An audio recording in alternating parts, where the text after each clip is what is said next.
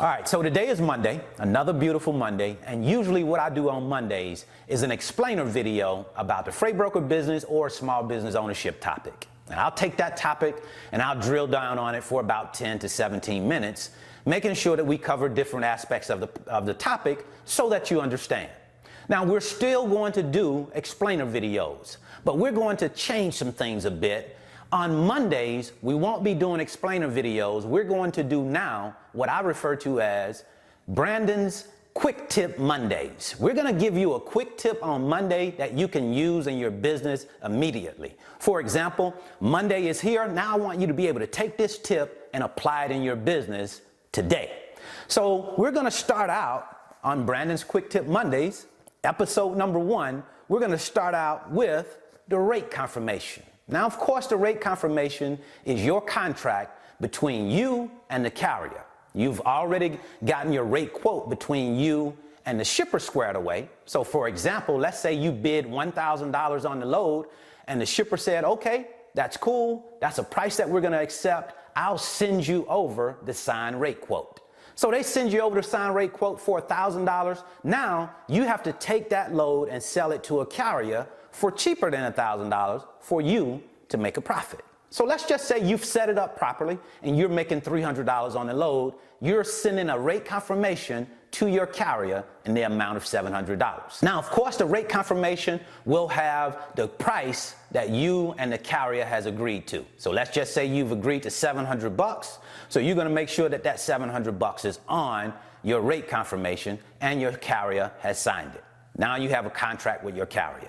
But here's the thing that we often overlook, and I want you to pay particular attention to this because it can get you into trouble if you overlook this very important piece. And that is the pickup instructions, or what we refer to sometimes as special instructions. And right about now, let me slide in and give you some special instructions. Make sure you like this video, hit that subscribe button, hit the notification bell to make sure you don't miss anything.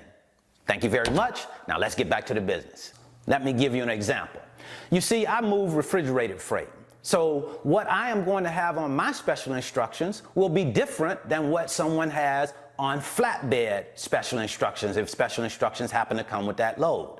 For example, on flatbed special instructions, it may come and say a tarp is required. Whereas on a refrigerated load, it'll say temperature -10. So anytime I have some special instructions, I want to make sure that I not only tell the driver, because I want to make sure I do that. I want to tell the driver because I'm just not trying to put it on a rate confirmation to hide it from him, but I want to tell him, and I also want to put it on the contract. And that's our rate confirmation. Because remember, this is your contract with you and the driver. So what's going on with that load should be spelled out on your rate confirmation. It is going to be your cover your own butt type of deal. You said it to the driver, you told him that the temperature should be -10, but you're also going to write it in your special instructions. Special instructions also should include if you have something that's like, for example, I'll have a seal on some of my loads. So that means that that load is sealed. There's a seal that goes on the load, a little seal that goes, they'll clip on the door so that you cannot open it without breaking the seal. So in these special instructions, I am going to tell my carrier, do not break seal until receiver requests it be broken or the receiver breaks the seal. Because that's a very, very big thing. If you go out and you don't tell your driver not to break the seal and he goes out and breaks the seal, then you could be maybe held liable for that. So we want to take that out of play altogether and make sure, number one, that you make sure you tell him that. Hey, make sure that you don't break the seal on this load. Let the receiver break the seal. That way we don't have any problems with the load being compromised. Because what happens sometimes is, you know, the driver pulls up to the dock, and before he gets all the way to the dock, he, opens the door so he can back all the way up to the dock.